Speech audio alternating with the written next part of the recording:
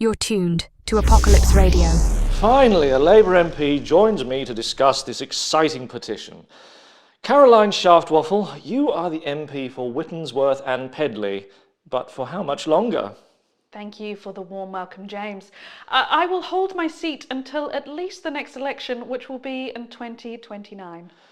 3 million people, British people, have taken minutes out of their day to tick a box and give their email address.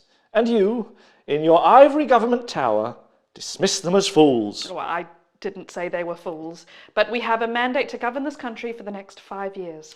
But people want to do it again, now. You're rubbish. We've had to make some tough decisions to fill Tory holes. Tory holes? I mean, the black holes in the finances created by the Tory party. The people have trusted us. Trust thrown on the funeral pyre of democratic accountability, some would say. That's very charged language. These are charging times if you're a taxpayer. Rachel from the Complaints Department has seen to that. The Prime Minister and the Chancellor agreed. That she should handle the complaints? The Prime Minister and the Chancellor agreed it would be pain now and... Jam tomorrow? Come off it. Obviously you lot have messed it up.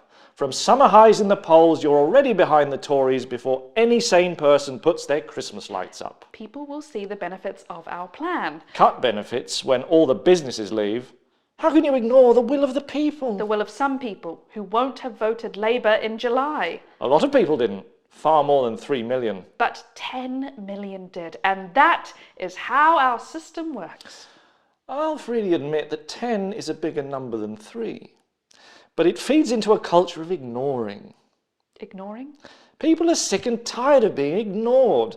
The fact is, we need ongoing polls, monthly perhaps, and then we could shift the seating arrangements in the Commons. Like musical chairs? Nothing would get done.